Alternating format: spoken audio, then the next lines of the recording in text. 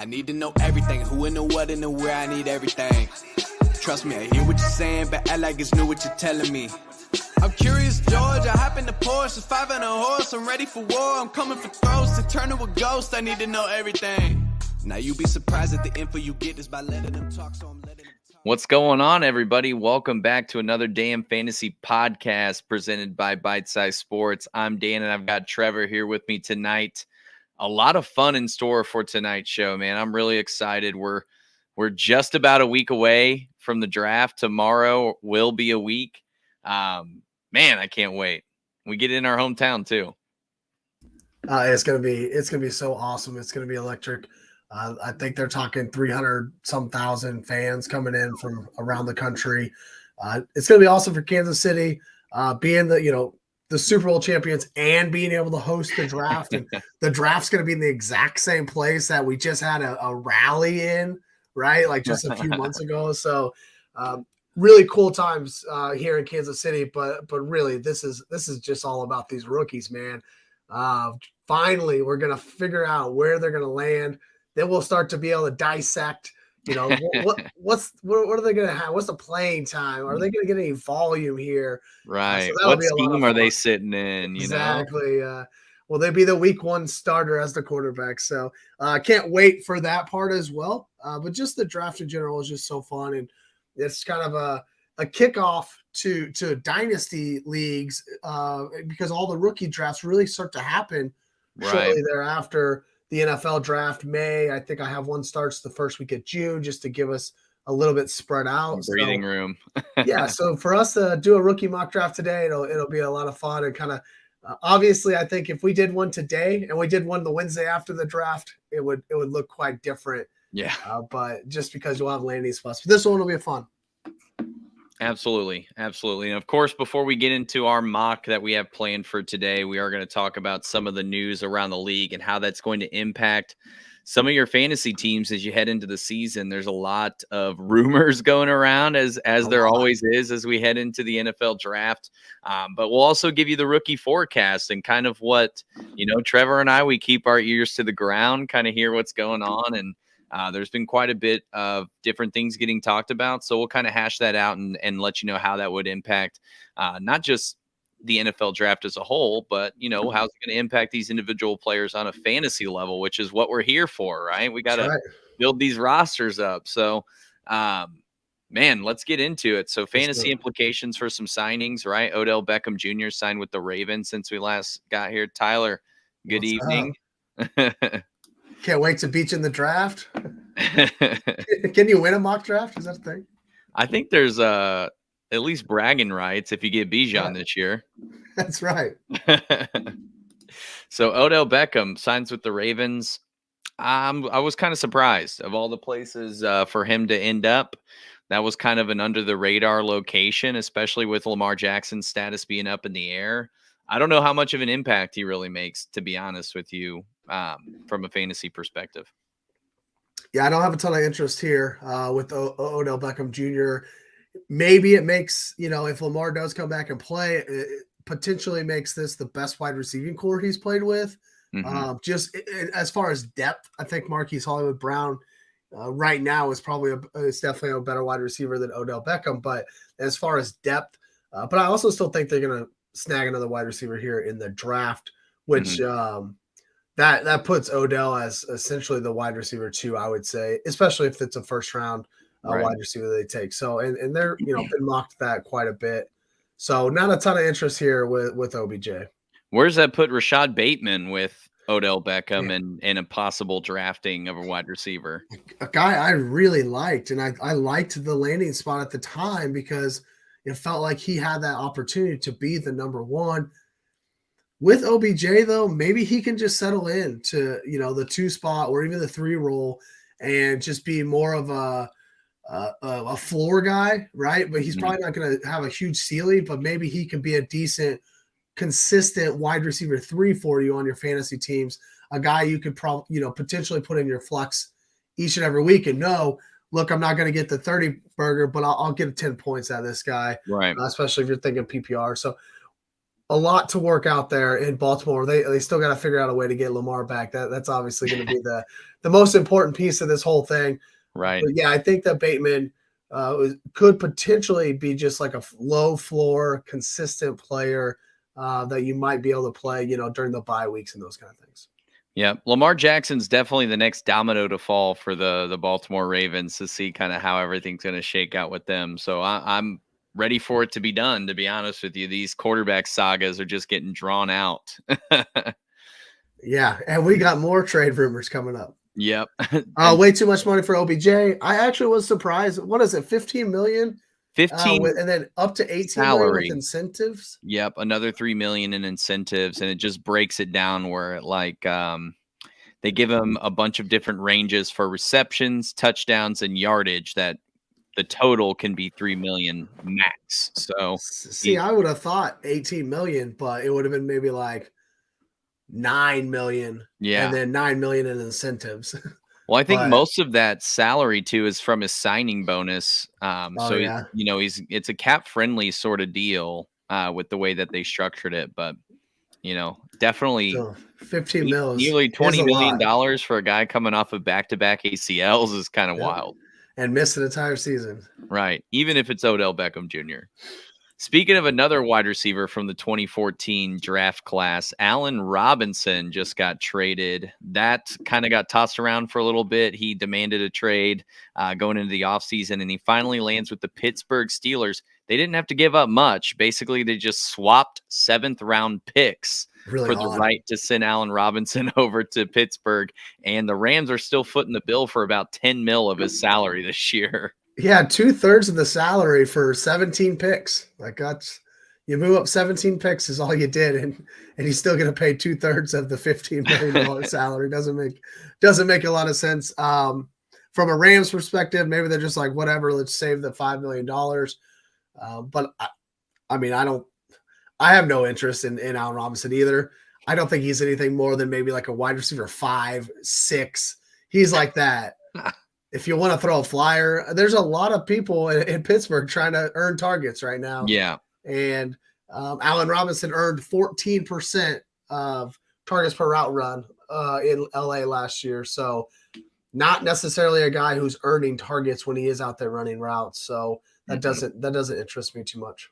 No, not at all. Not at all. I think Deontay Johnson, Pickens, and Freiermuth are going to be the premier guys there still catching passes. I think Najee Harris probably gets more targets out of the backfield than Allen Robinson sees lining up out there at wide receiver. So definitely not something that interests me at all. But I'm wishing him the best of luck. He doesn't have many more years left. The one thing I can think of is, since Lee said it in here for the audio listeners, he says Pickett to Pickens and Robinson.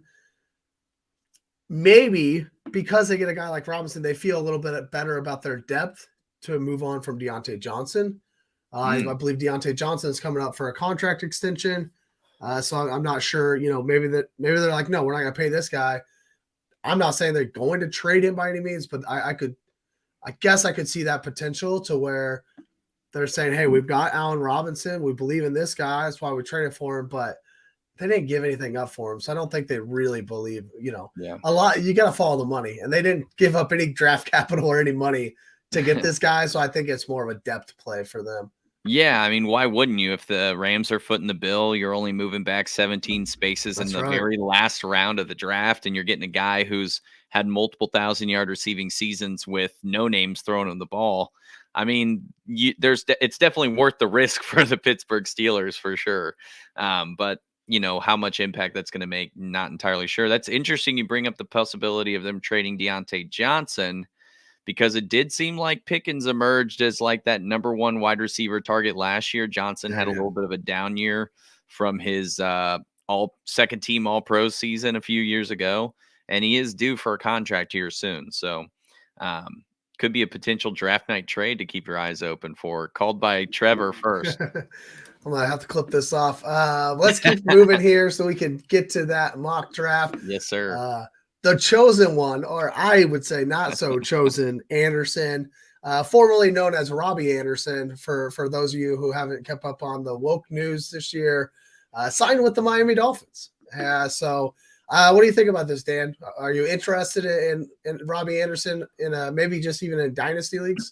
Not entirely, no. I mean, it's clear that Waddle and Tyreek Hill are getting all of the targets there, and if it's not them two, then the running backs are catching more passes than the tight end or the wide receiver 3. We already know Cedric Wilson has demanded a trade, so I think this is a similar situation to what the Steelers just did with Allen Robinson. They're trying to get some depth as they look for a place to send Wilson at the end of the day. So, Robbie Anderson, a good number 3 option.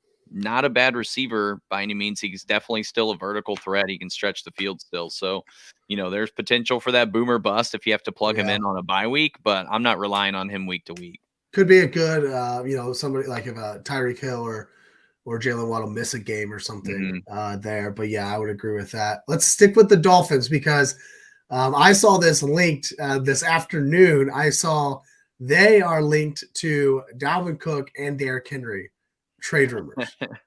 I think Dalvin Cook would be the one that fits their scheme a little better if they traded for either one of them. But do you think either one's going to be traded? Do you think Miami actually pulls the trigger? So Derrick Henry getting traded seems more likely. Is it going to be Miami trading for him? I don't know how eager the Titans would be to keep him in the conference. You know how that is when you trade your star player, you want to get him to the other side of things. So, that one's kind of cloudy for me. I see Henry in definitely some other situations. Now, Dalvin Cook, I think it's more likely that the Vikings maybe release him instead of trading him, which has been another rumor that's getting tossed around is they'll maybe cut him before the draft. They did re-up with Alexander Madison on a pretty affordable contract, and we've all seen what Madison can do. You mentioned it already, Dalvin Cook, you think he fits the Dolphins' offensive scheme better. I totally agree with that. Better than Derrick Henry, that is. Dalvin Cook's catching passes, and he's a little more dynamic. He's a little more multifaceted with his skill set. So, plus he just got that shoulder surgery, so he should be ready to rock and roll out there. So we'll see what happens. It's all going to depend on what Minnesota thinks about their running back room. And if they can secure a running back on day 2, maybe there's a good chance that they do trade him or cut him. I'd be interested in Dalvin if he goes to Miami. I would not be interested. I'm just not interested in Derrick Henry. He doesn't catch passes. I know he's your boy. I was going to pull this up. Omar Kelly on Twitter is where I found this, an SI.com article there. So if you want to go check that out, what Omar has to say about Dalvin Cook and Derrick Henry, they are the betting favorites to move on to Miami. So that would be interesting. Double have been, both have been linked to the Cowboys if they don't get Bijan. So, there's definitely some teams out there that are interested in some running backs. And it's not every year that we get. We got C-Mac last year, right? It was on the trade, in the trade market, and they got moved. But we don't really get a lot of these star running backs moved often. But these teams know what happens. And these guys are all the guys we're talking about right now are over 27 years old. They're going to start hitting their decline. We all see that every single year in the NFL, and these NFL guys know it as well. So, but if you can get a good year or 2 out of them, link them up with like a Derrick Henry with Tony Pollard, that would be fun. That'd be like awesome. That, you get Zeke supersized. that's Zeke times 100, right? With Derrick Henry, and then you get Tony Pollard with his athleticism, catching passes out of the backfield. So that would be a kind of a fun pairing. Absolutely. Final pre-draft rumor to kind of touch on here. All right, if we have to. It's your boy Trey Lance. That's right. There's talks about him potentially getting traded. Now, from what I've seen, the Niners are not the ones engaging in these conversations, or initiating them is maybe a better word for it. They're not the ones initiating these conversations. It's people calling in, GMs calling in, testing and seeing what his availability is. And a lot of our rookie rumors that are coming up here that we're going to talk about, especially when you're looking at the quarterback rumors that are getting tossed around, it kind of makes sense. If they're calling on San Francisco doesn't have a pick until pick 100 or something like that. It's pretty late in the draft. They could be looking to acquire some capital. They like what they saw from Brock Purdy. Maybe they can make that trade and acquire some extra capital and give one of these teams that is drafting a little earlier, maybe they need a quarterback, get them that quarterback in Trey Lance. Yeah, it really would make more sense for San Francisco to move on from one of these guys, right? Because they just brought in the backup, the veteran. I can't remember the name. He's not going to be the starter, but Darnold, right? Yes. Yeah, they Yep. just brought in Darnold. That's right. So they bring in Sam Darnold to kind of as a more insurance here. Brock Purdy is starting to seem like he might be better earlier in the season than expected originally. So if it's gonna be the Purdy show, then maybe it is just time to move on from Lance. But I would love it. We were talking in our Discord today about Lance going to Minnesota. I would love for Trey Lance as a Trey Lance truther. I need to change my thing from a Rich truther to Trey Lance truther. As a Trey Lance truther, I would love to see him in a place like Minnesota. In that type of an offense with those weapons, like yes, sir, Man. I would be all in again for a guy like Trey Lance. And I'll just say this here, since I brought up the Discord. If you all want to join our Discord, it's a free public Discord. Come on in, talk shop with the Bite Size Sports guys. We talk NBA, we talk NFL, we just talk random stuff every once in a while. Yeah. So I'll put the link in the chat. But if you're interested in Discord, come on over to ours. And just talk sports all day, every day, right? Like that's just what we do is talk sports. Dan, take us into the rookie forecast. Yes, sir. Rookie forecast. And we're starting it by letting you all know today is the very last day for these rookie prospects to visit with NFL teams. They had to wrap everything up. We got a big rush of final Adam Schefter and Ian Rappaport tweet notifications to tell us, this person's here. We had Broderick Jones in Kansas City today. Zay Flowers was working out with Patrick Mahomes down there in Texas. A lot of visits, a lot of intermingling here before draft time comes. Each start, kindling that fire, make that trade happen. Get up in there. Let's go. Get up in there. So you mentioned it pre-show. We kind of talked about it. Bryce Young. He is now the overwhelming favorite to go number one. Is that kind of what it's looking like? Yeah, he is the overwhelming favorite. So he is currently at minus 1450 to be the number one overall pick. And Stroud has dropped all the way to plus 800. So when they're both moving in very, very different directions. And this happened pretty quickly. So as you see on the screen, I'll kind of zoom in a little bit. This is a graph over at sportsbettingdime.com. And they just kind of tracked it from, May of last year through the college football season into the offseason. March 1st, Bryce Young minus 165, CJ Stroud plus 365. That's pretty tight. And it stayed pretty tight all the way through. CJ Stroud even took the lead, in terms of odds.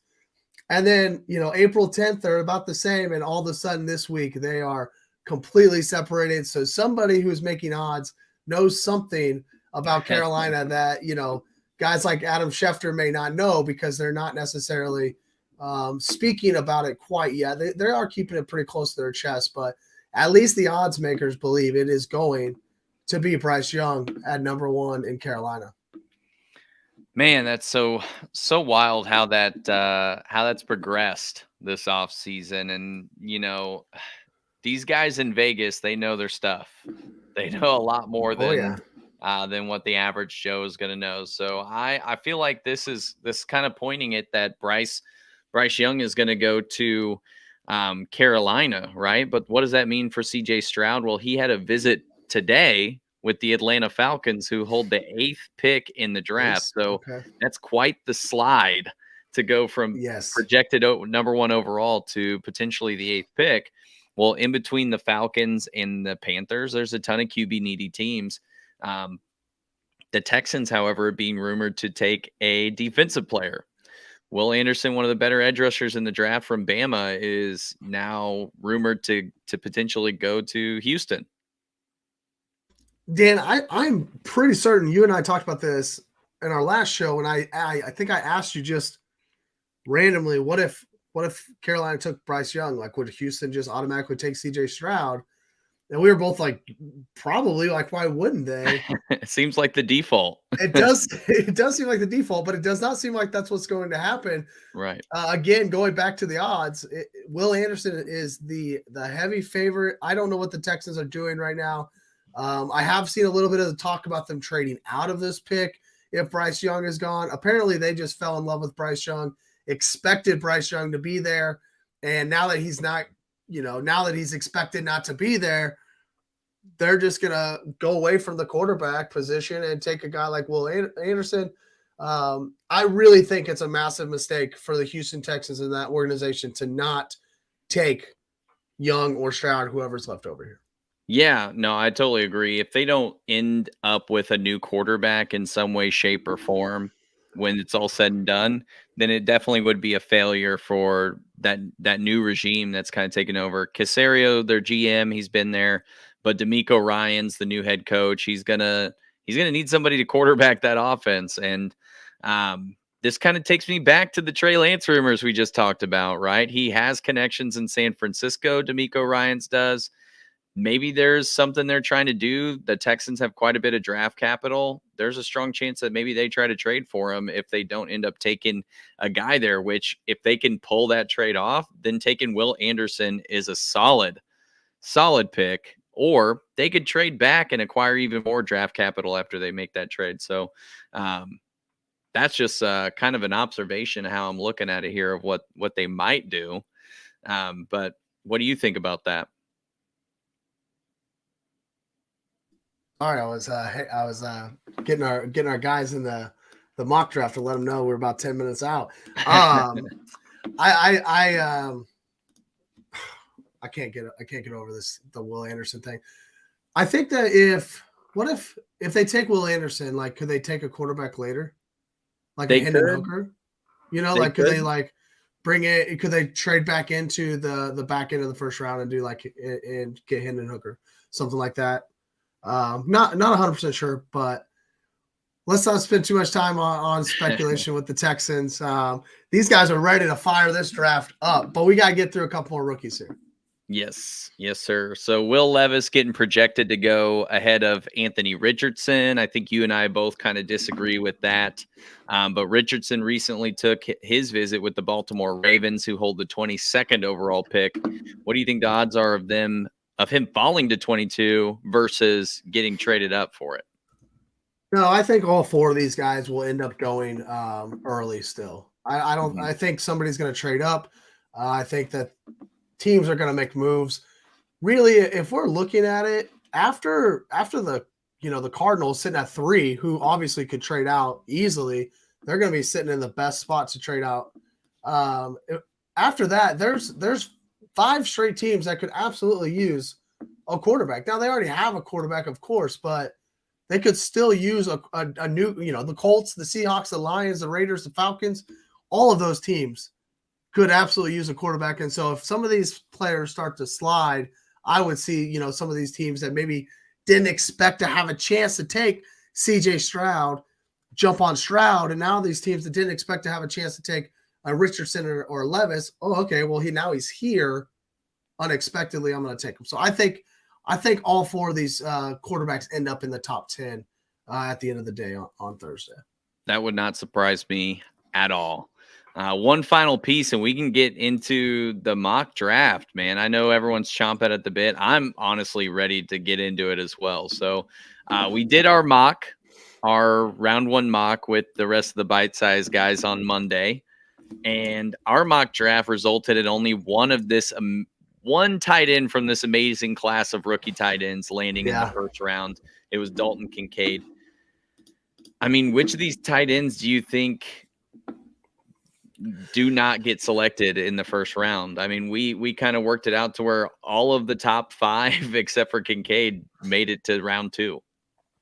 Yeah, ultimately, I'm in the camp that Kincaid and Mayer are drafted in the first round, and then kind of Washington's that wild card. I'm intrigued by this tight end class. Just when's the last time we've been excited about a tight end class like this? They're deep, and even the 5th and 6th guy, is going to, potentially have some fantasy value, maybe 2 to 3 years down the road, but definitely have some fantasy value. So I think on Thursday, Kincaid and Mayer end up getting drafted. Washington's the wild card. But I wouldn't see more than 3 in the first round. And I expect to see, probably 5 to 6 by at least the middle of round 3, all off the board already. Gotcha. Well, I mean, I'm ready to get this thing started up, man. One question for you while we get everything fired up. So Bijan Robinson, obviously the number 1 fantasy football dynasty league prospect for this year. Is there any team, if you hold pick 101, is there any team that you absolutely do not want Bijan Robinson going to? Man. Because he's getting projected anywhere from pick 8 to the Falcons all the way through to the Chiefs at 31. With this guy's talent, I don't think it matters where he goes. Maybe San Francisco, but they don't have a first round pick, right? You wouldn't want him in San Francisco. But no, I mean, I've tried to think through this, and there's really not a landing spot that I would just be absolutely stunned. I mean, the New York Giants behind Saquon, but that would be probably with a Saquon trade, something to there if that happened. The New York Jets to be paired with Breece Hall, that wouldn't necessarily be fun. The Jaguars with ETN wouldn't be fun. I don't want him to be automatically in a committee, so I'd like him to be the absolute number 1. Plus, it drops the stock of those guys too. Yeah, absolutely. So so more about the other guys almost than him himself too. Absolutely. All right, let me get this pulled up. If you're in the chat with us, the rookie mock draft is full, which is awesome. Yeah, thank you everyone for taking the time to do this with us too. I'm gonna hit the randomizer one time, and I'll hit start button here as you tell everybody thanks and.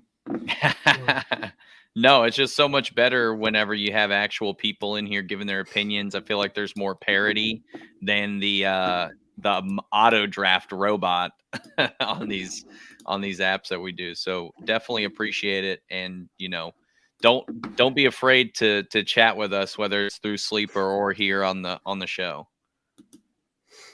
Absolutely.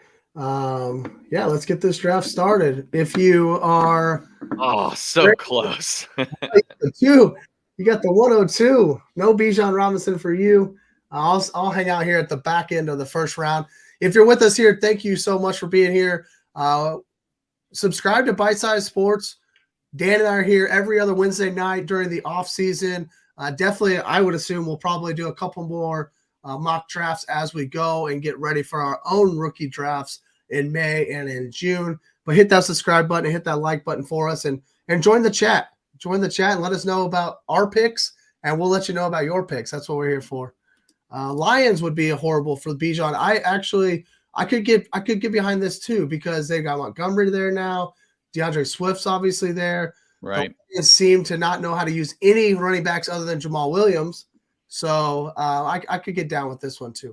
I feel like that would be a similar situation to what you explained with the Giants too, though. Like DeAndre Swift likely gets traded in that scenario. Yeah, I could agree with that. Just because I'm gonna keep the chat up just to kind of allow other people to see their chat too. I was kind of hoping that Daryl was here. I know that we kind of started and then didn't start it, so I'll try to see if he's here. Can't type. Yeah, I would agree. I think that DeAndre Swift gets shipped out of town if they were to draft somebody like that. G Baby Fresh says when you guys are discussing quarterbacks, you should be talking the top 5. I kind of did mention Hendon Hooker a little bit earlier. I in our mock draft that we did on Bite Size Sports on Monday, we had Hendon Hooker as the 5th quarterback who was drafted in the first round. So I agree. I think that Hendon Hooker could potentially be in that top, he's in the top 5 conversation. I just don't think he's going to be in the top 10 where these other quarterbacks will run. Man, were you hoping the auto draft would not take Bijan? The auto draft not only am I one spot back from Bijan, but the auto draft is what claims him. That's always a tough run. Even if you're in a redraft league, you don't like the guy that has the auto draft turned on. But looking at all these prospects, right, we are mocking this up for a super flex league.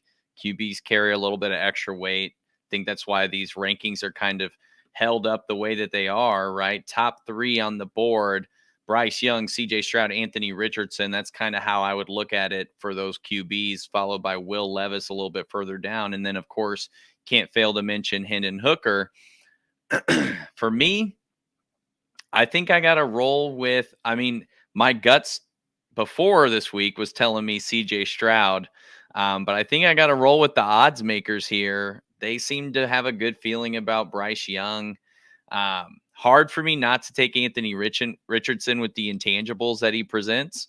But I'm going to roll with Bryce Young here as my pick number 2 in the in the super flex style that we've got here. It makes a lot of sense. And then there goes Richardson right off the board. I love it.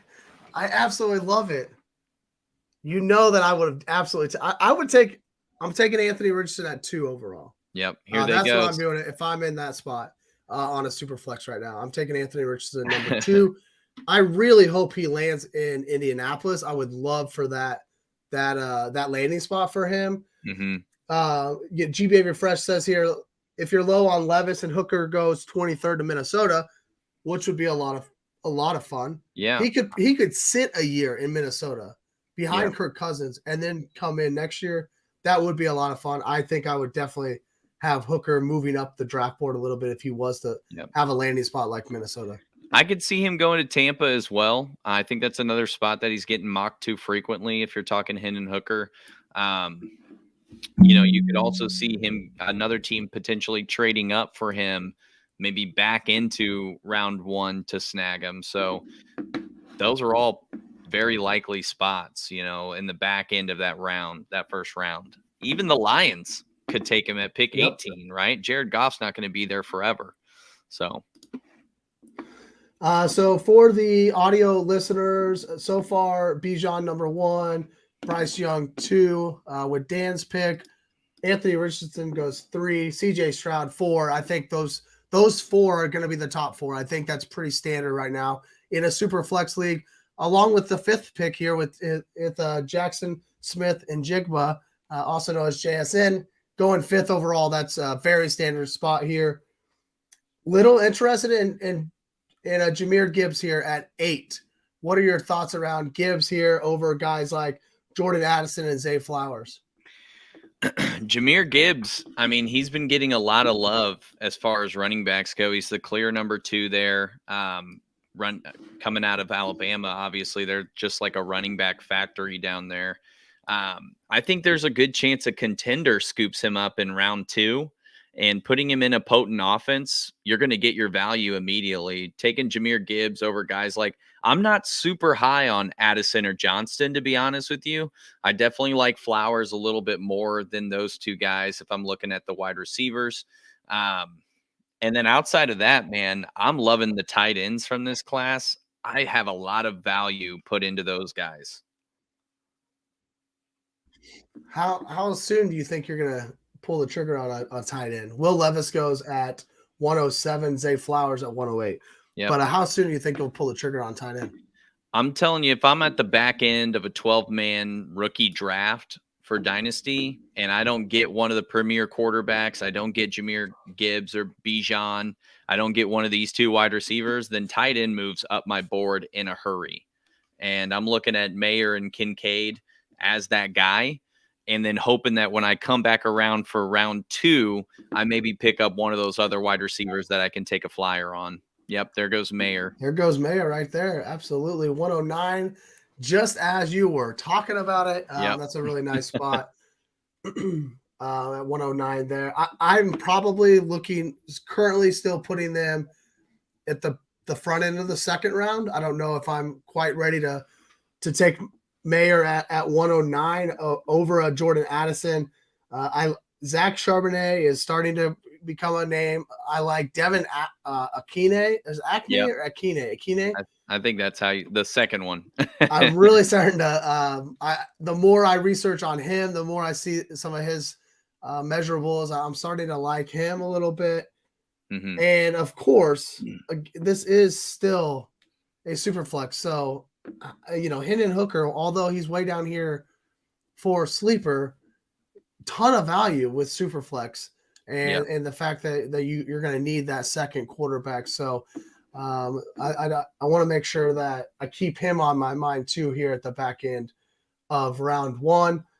If you're in the chat here, let us know who do you think. Is this too early for tight end at 109 with Mayer going off here with Nick with a pick, taking him at 109? What do you guys think about that? Let us know in the chat while you're here.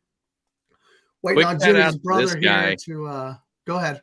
He's got the the super bad reference in the name here. You're Jimmy's brother. You're the singer. Oh yeah. I didn't even pick up on it.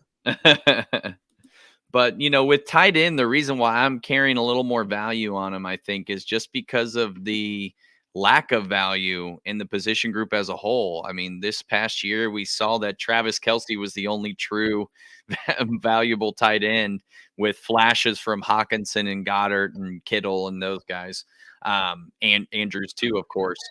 But man, I'm just looking for that next guy to kind of take that leap. And the way this class is getting talked about, it's giving me a lot of hope for him.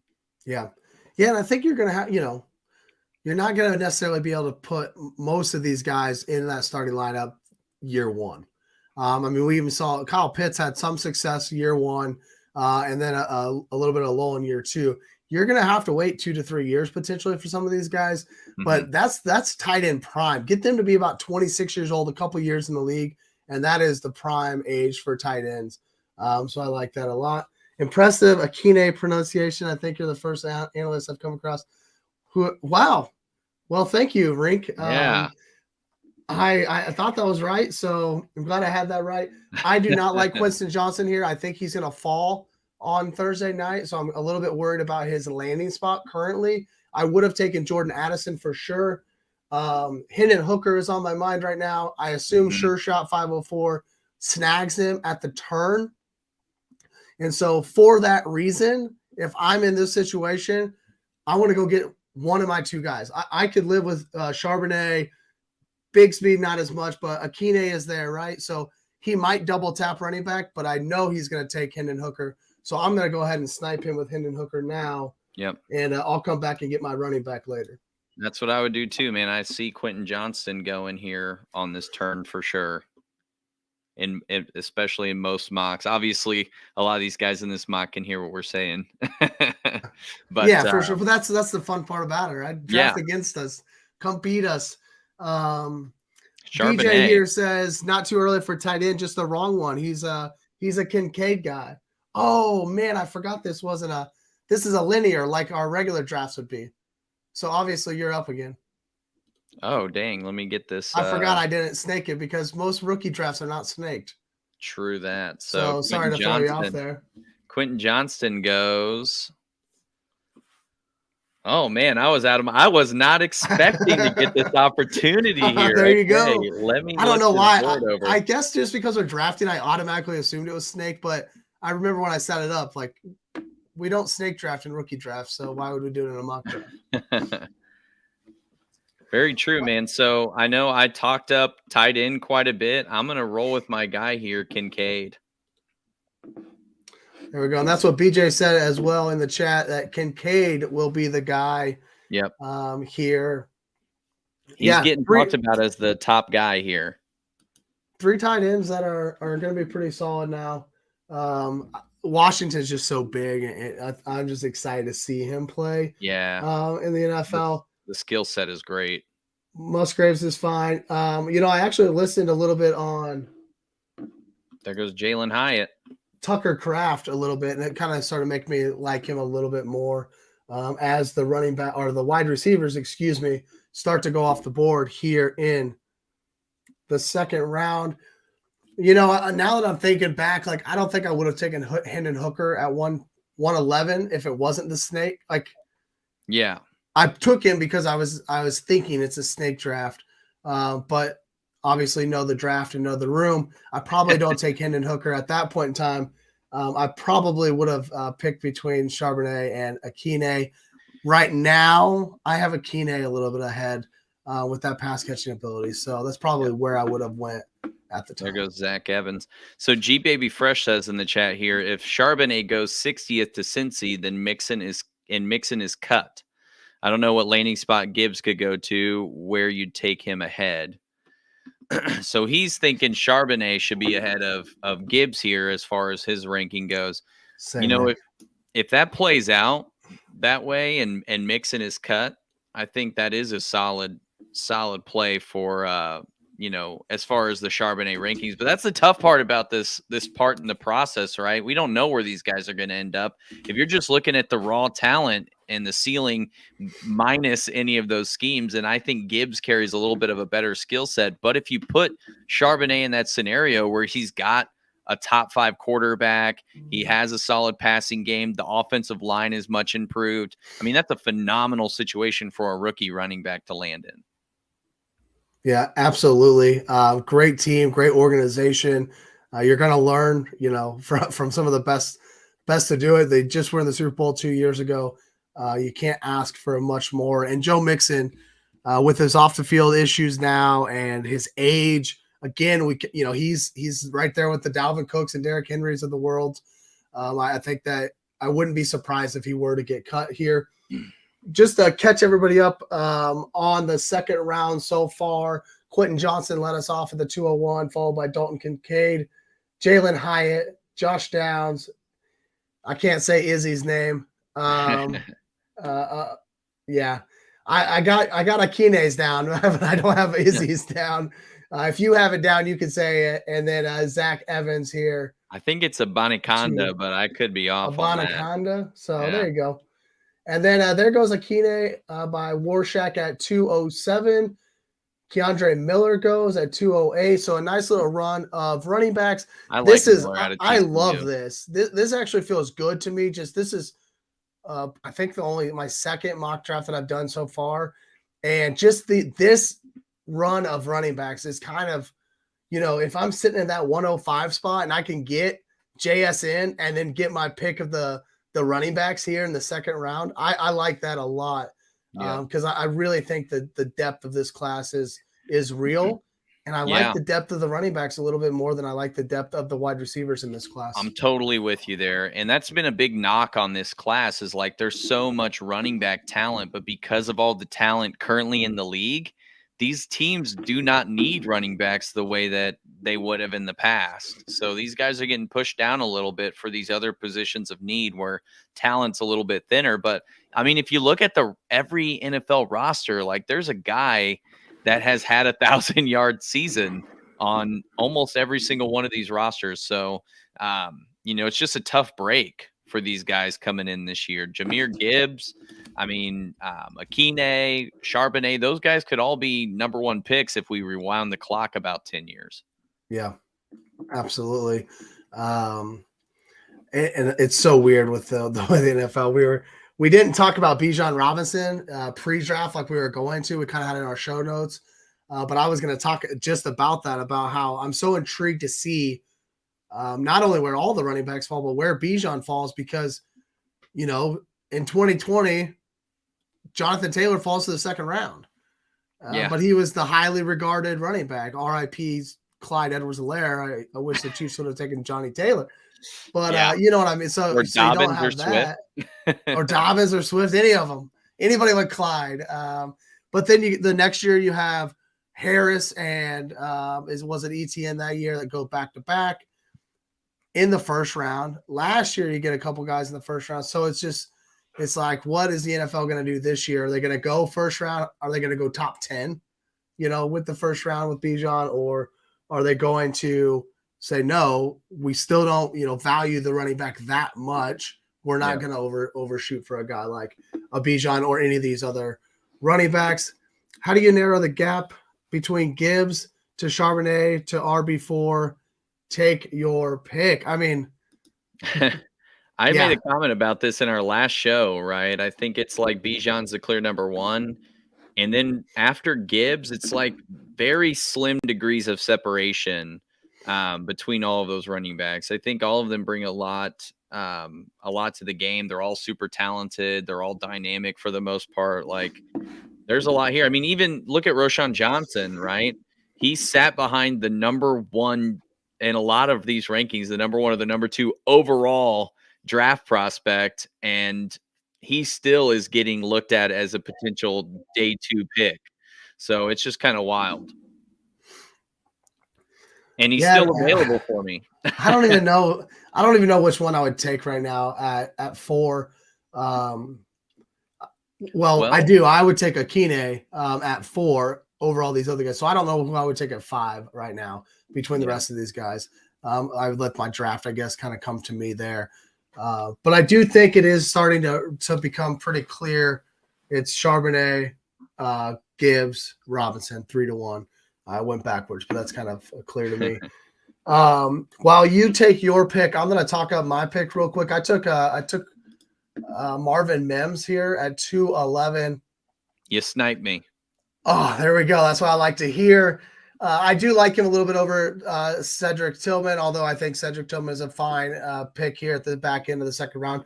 So many running backs went off the board. Tajay Spears could have been somebody I would have looked at, pass catcher there. But with all those running backs off the boards, I had to go back to my bread and butter. That's wide receiver. Marvin Mims, 22.5% target share last year in his last year of college. He's up in the 94th percentile in speed and 90th percentile in burst score.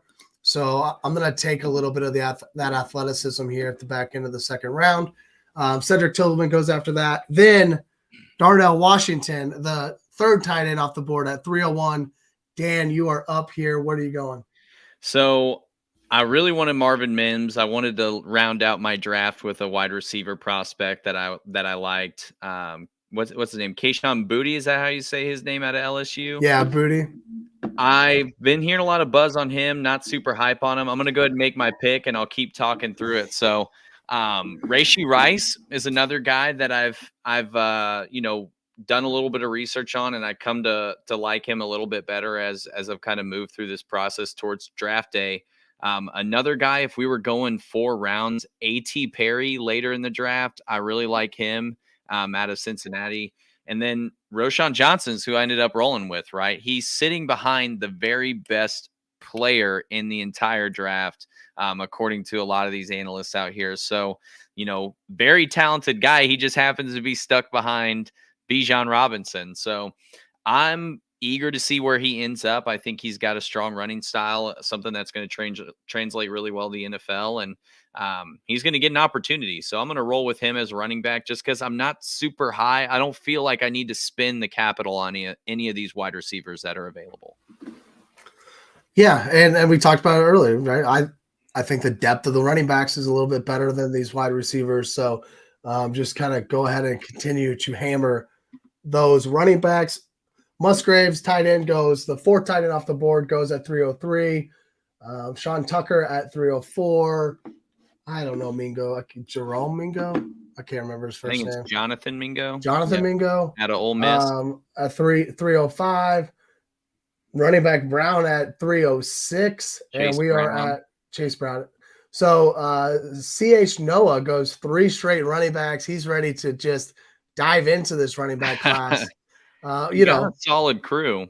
Yeah, I don't mind that at all. Obviously, we don't have any pre-rosters or anything like that coming into this as we're just mocking it up. But right, maybe you are set at the wide receiver position, and you just want to continue to hammer these young running backs. A lot of people would rather just have the rookies or the second-year running backs, see which one pans out the best, and keep rolling with it. There's only so many running backs in the league. So, and most of these roster positions, you're playing 2 or 3, and there's only, 32 teams and 1 or 2 per team. So you're trying to just find anybody and everybody you can to fill these rosters and your starting spots. There goes Boutte. I was kind of hoping he would continue to fall. Hey, getting him on the back end of the third round, I think that's great. That would be great value.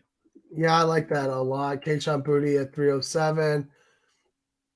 308 is Xavier Hutchinson out of Iowa State. And then a couple quarterbacks Stetson here. Bennett. Couple quarterbacks. It is a super flex league. So go ahead and have yourself one. Stetson Bennett's not the one I would like, but he's on auto draft, so I'm sure that's probably why that happened.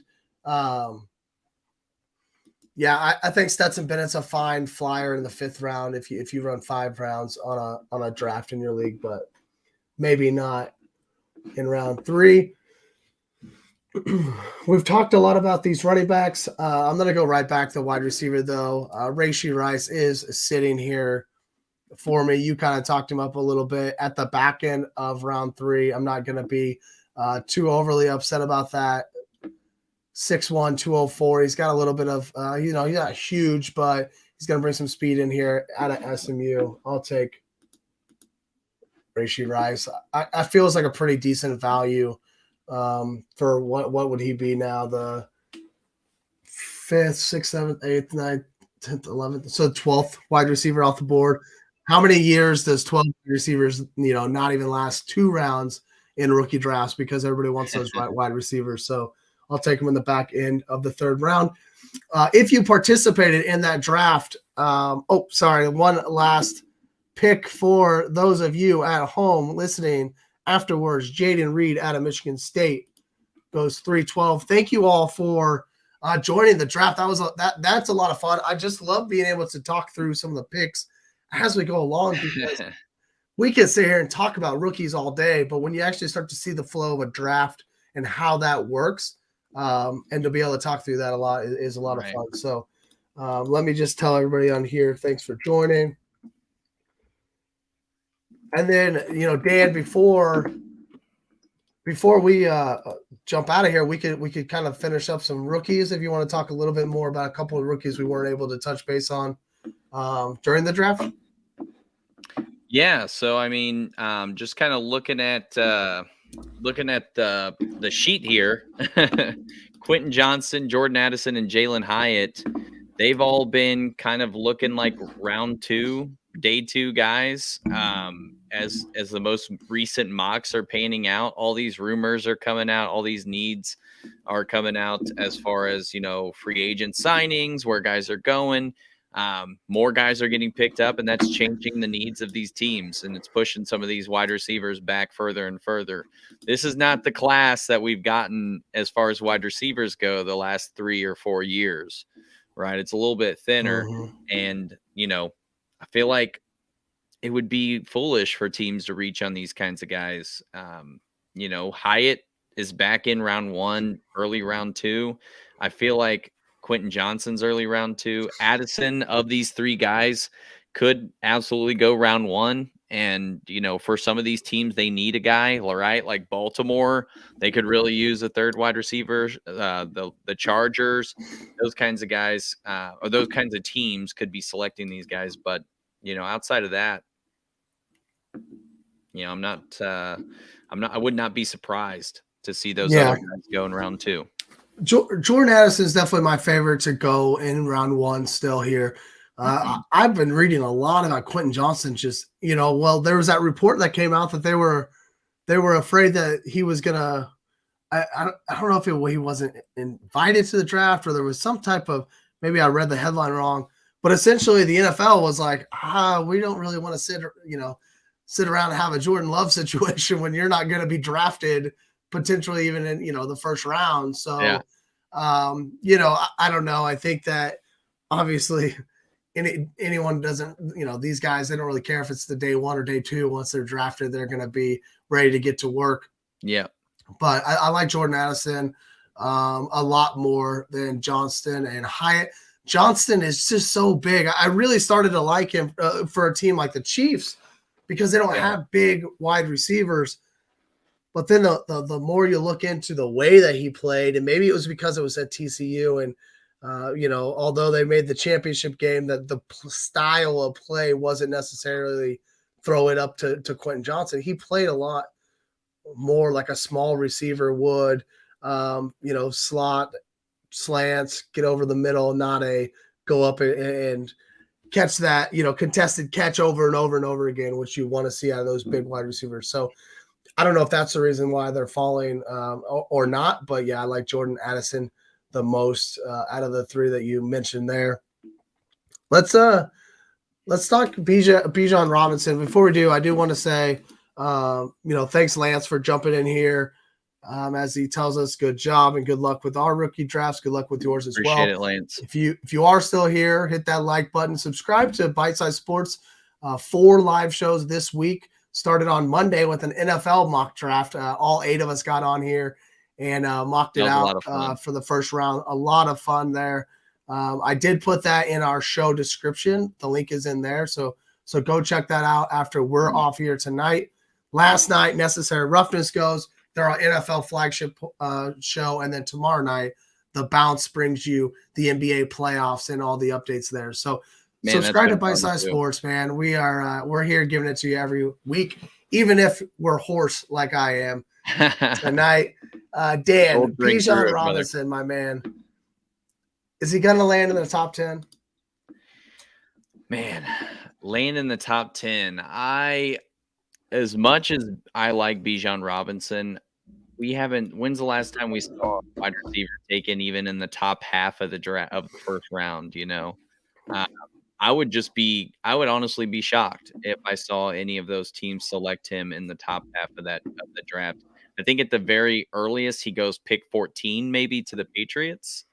And that's like at the very earliest in my opinion. But the follow-up here is, does he make it past the Bills and Cowboys, who appear to be the most needy running back teams? I don't know why the Cowboys are so needy. I love Tony Pollard. I don't but Jerry Jones wants his running back, I guess. And I just don't want him to go to the Bills.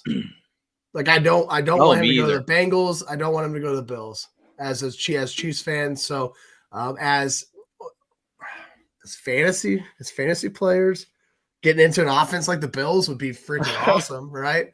From a fantasy standpoint, be a whole lot of fun.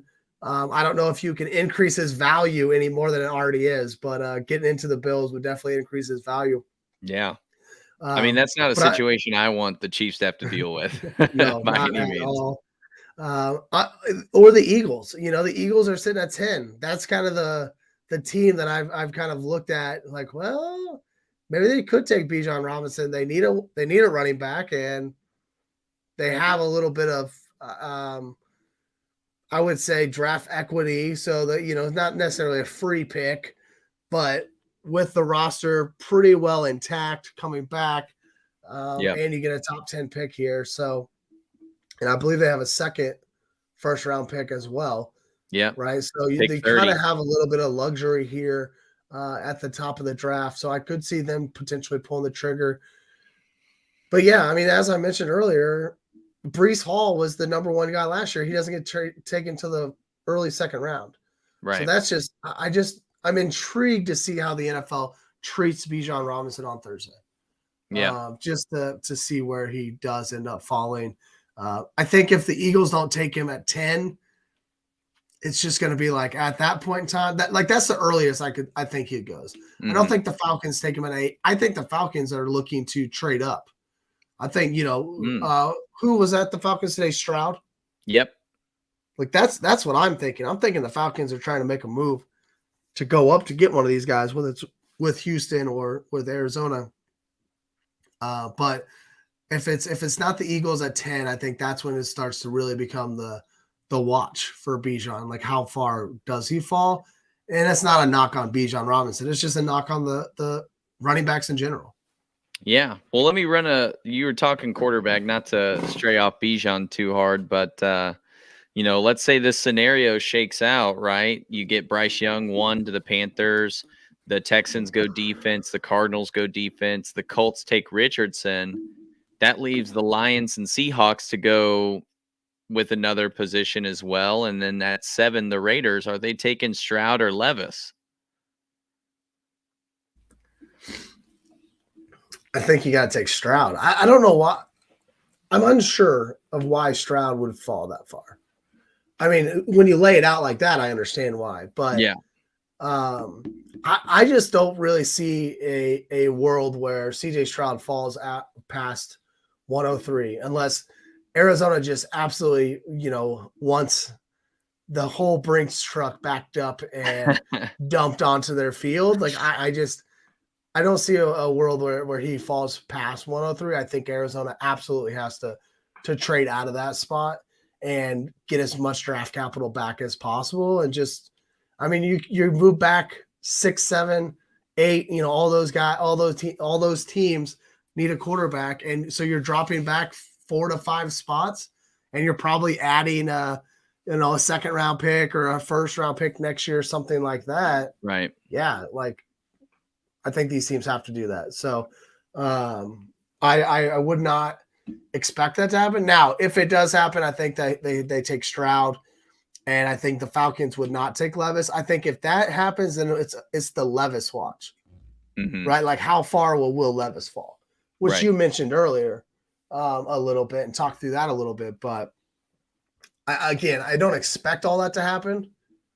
I still think that somebody makes a move at 3, Colts take a quarterback at 4, and then either the Falcons or the Raiders, one of those teams, take the 4th quarterback. But yeah, I think it's Levis is the one that we see a fall if any of them do make a fall. Yep, I could have. Musgraves got drafted. He was the 303. The 303 there, and then Quentin Johnson gives me Kevin White flashbacks. That's a really good comp. Man, that is like I hope he's not Kevin White, but that's a really good comp. It's nightmare. Big body fuel. Wide receiver just doesn't figure it out in the NFL. That is some nightmare fuel right there. Dan, let's wrap it up with let's go back to our draft. I just wanted to touch on some of those rookies, but let's go back to our draft and kind of talk through this a little bit and not completely ignore what we just did with the first round. Dan, as you look at this board, we come back around to round 4, maybe in round 5. What's a guy or a couple of guys that you would probably be targeting, especially here at the front end of round 4? Right. Well, for me in particular, right, I didn't take any wide receivers, so I'd be looking at some of those guys. A.T. Perry was someone I mentioned earlier, and I misspoke. I said Cincinnati. That's Tyler Scott, who's out of Cincinnati, who's another guy that I would be looking at here. A.T. Perry's actually out of Wake Forest. So those two guys coming around in round 4, I would be keying in on one of those guys, which both of them would have been available for me had we gone into round 4. Those two for sure are guys that I'd be looking at. If I am in a situation where maybe I didn't take a tight end, like how some of these teams did, Musgrave, Washington, Kincaid, and Mayer all got drafted. If I'm in round 4 and I don't have a tight end, then I'm going after Laporta or Tucker Kraft. Those are the guys that I'd be keying in on in round 4. Yeah, Tucker Kraft was a guy I was going to bring up potentially if he would fall to the back end of round 4. I don't know that he'll fall that far. I think it'll really depend on how many, in your own drafts, how many tight ends go early. But I like Tucker Kraft. Could have came out last year.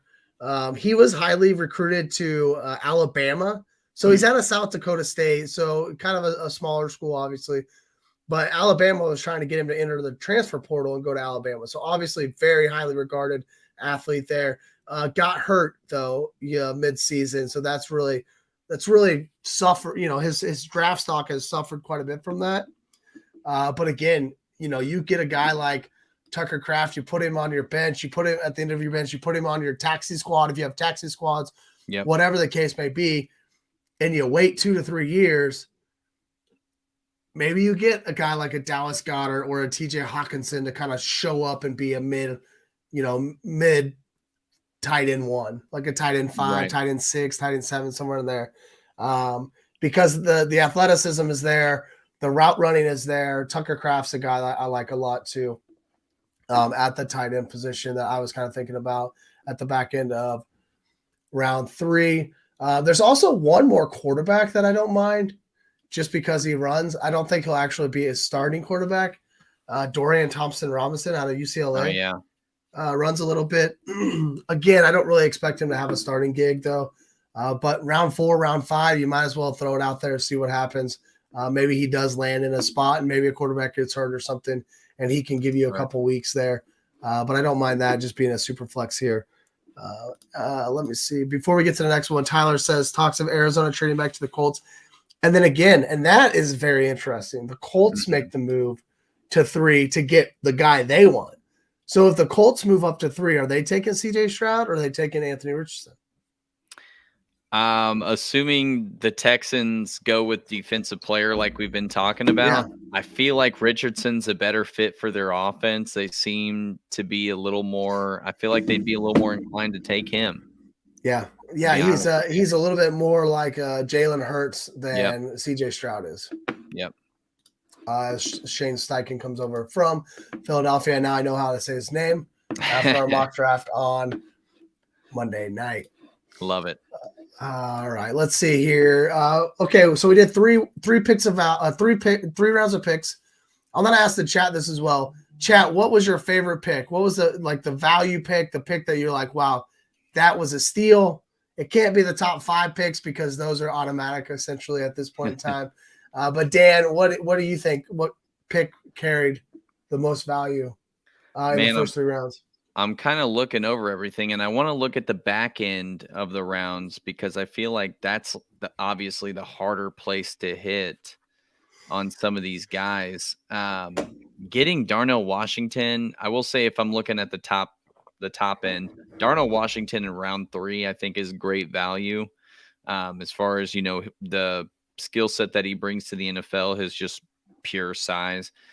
Keeney, middle of the second round, getting drafted after Izzy and Zach Evans and Charbonnet. You kind of alluded to him being as your number 4 running back. They've also taken Jalen Hyatt and Downs ahead of him. I don't think they carry more value than Akine, so I feel like that's a really good value pick as well. The big head scratcher here is from the auto draft, Stetson Bennett, for sure. But if you're looking at the value that these picks carry, I really like that. And, I kind of talked about it earlier, these tight ends. I think there's great value in taking one of these guys if you can get them, period. So that's kind of where I sit. Yeah, I 100% agree with the Keeney pick. I did tell, I kind of said that I would probably take, Keeney 4th. I think I'd take a Keeney. If I were to go back and I knew that it was a linear draft and not a snake draft, I would have taken a Keeney. Like that was the guy I was going to take. The only reason I didn't was because I was like, well, I want Hendon Hooker on the turn. Let me get in before the double tap, and I didn't expect that Sure Shot was going to take 2 running backs. And I would be happy with Charbonnet. They're kind of 3 and 4 together, 3A, 3B, whatever you want to call it.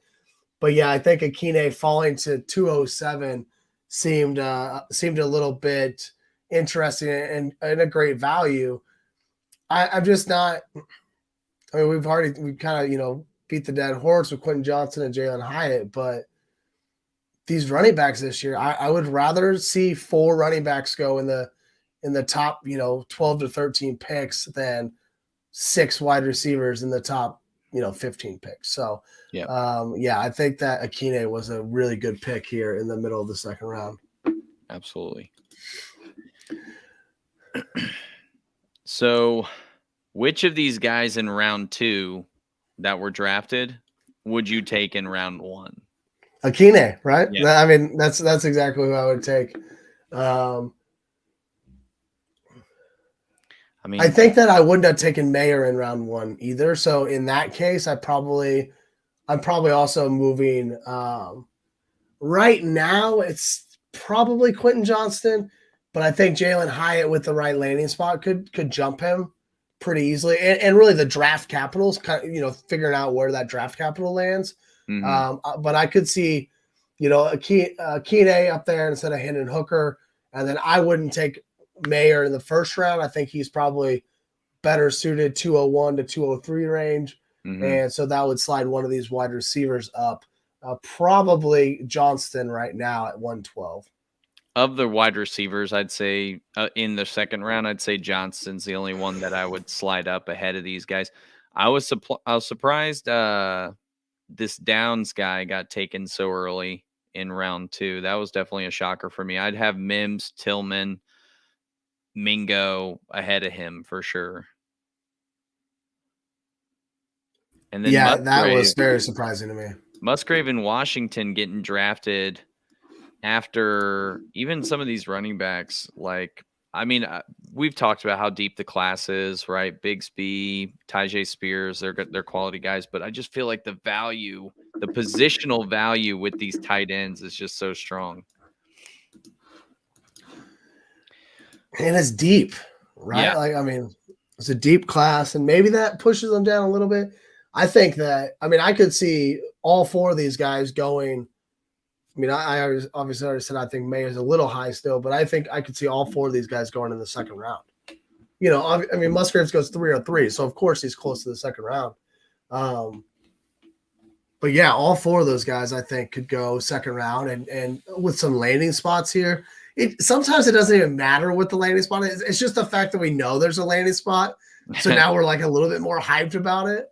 So right. I could see some of those going up, and some of these, you know,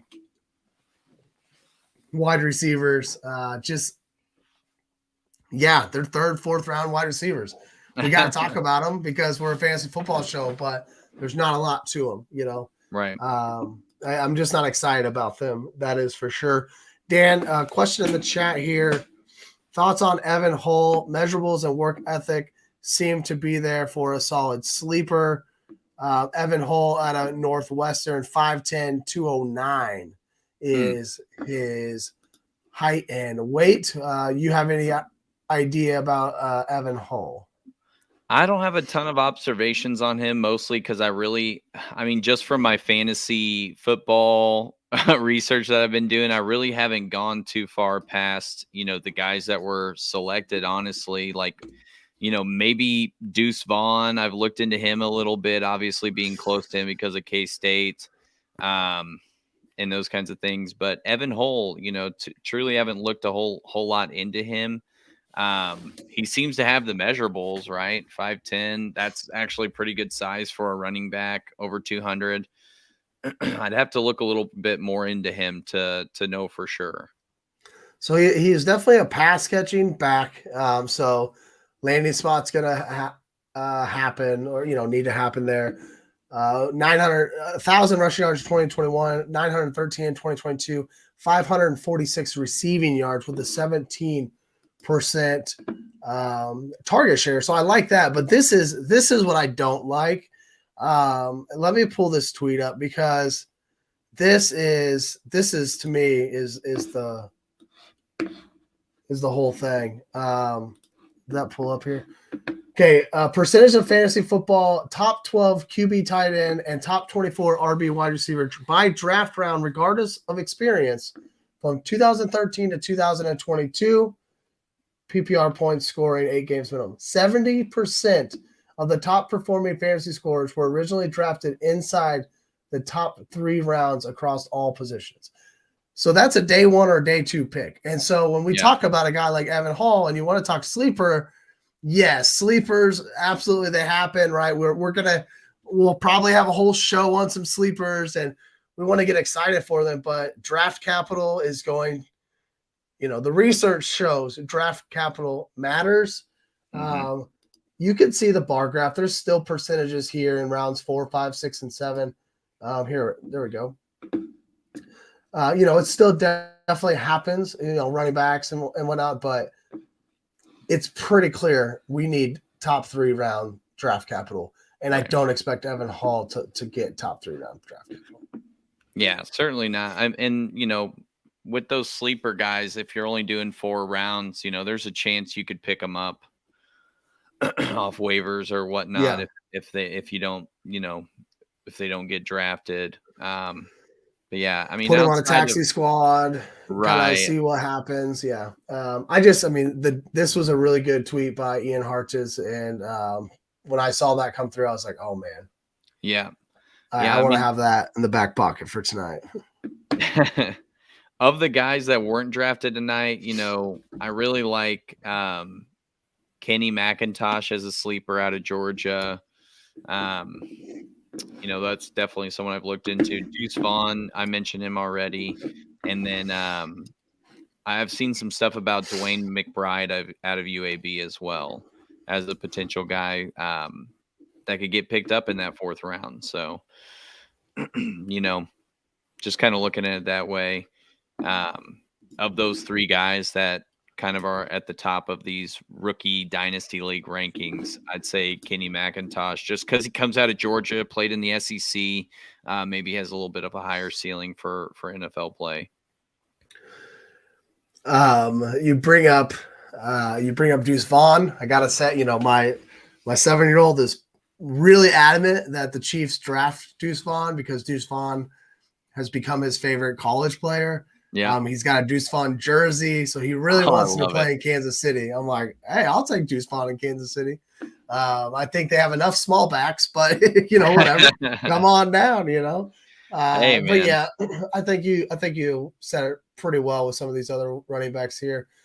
Downs is pretty small, 5'10", 170. Yeah, yep. These smaller guys, especially, at the wide receiver position, like, I don't know. I'm not excited about these wide receivers anyway. So that reminds me of Dexter McCluster's measurables. He was about that size when he came out of Ole Miss and basically was just our punt returner, all pro. But yeah, that just kind of speaks to the class. I feel like there's a lot of undersized guys in this class for wide receiver. Like, Quentin Johnston is getting a lot of hype here because of his measurables, because how tall he is. And that's because there's really not a lot of other guys that are bringing the height. Yeah. Cedric Tillman is a little bit. I think Booty's like 6'2". Maybe Mingo is one of those other taller guys. But outside of that, everyone's kind of like in the 5. I mean, Zay Flowers 5'9". Everyone else in like the 5'10" and 5'11" range. They're all very similar types of receivers as well. Yeah, Tillman's 6'3", 215. Yeah. Yeah, so he's got, but yeah, they're all very, very similar. We're all really just waiting on Marvin Jones. Is it Marvin Jones? Marvin Harrison Jr. Marvin Harrison. I don't know why I was saying Jones, but yes, Marvin. So I was thinking Jr., Marvin Jones Jr., but yes, Marvin Harrison Jr. We're all really just waiting on him. Absolutely, man. I'm pumped for that. Yeah, Tyler's right. Not a lot of Calvin Johnson's T.O., Randy Moss in the NFL. The NFL likes the small, speedy guys anyways. Obviously, the Chiefs love that. Yeah, we're talking 6'3", 208. Clinton Johnson is a big-time receiver. So, right.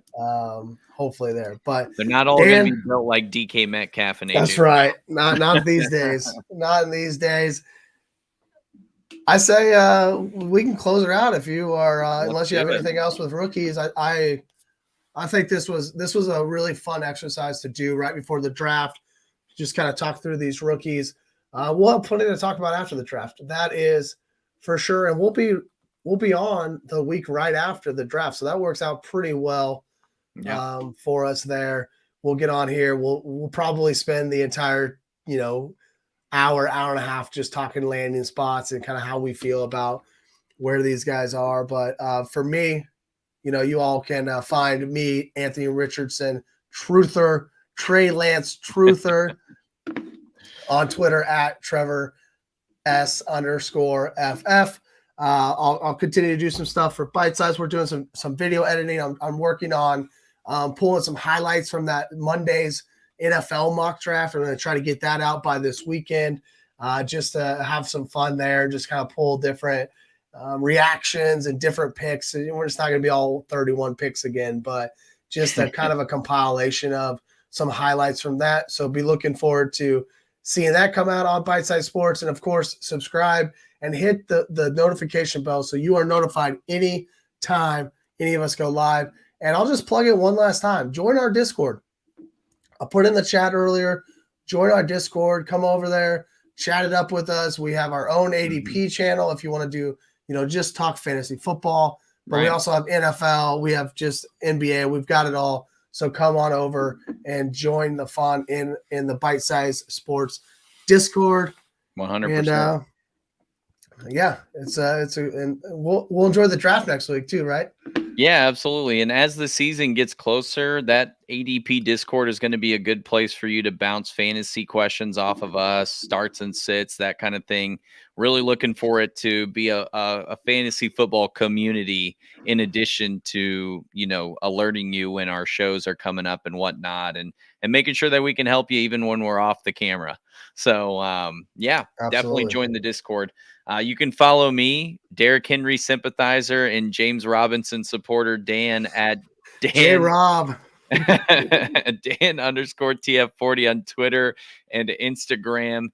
Check out my other show that we're going to start doing some more episodes. Been on a hiatus a little bit since the season ended. We'll be back after the draft has wrapped. The Fastest 40 at the Fastest_40 on Twitter.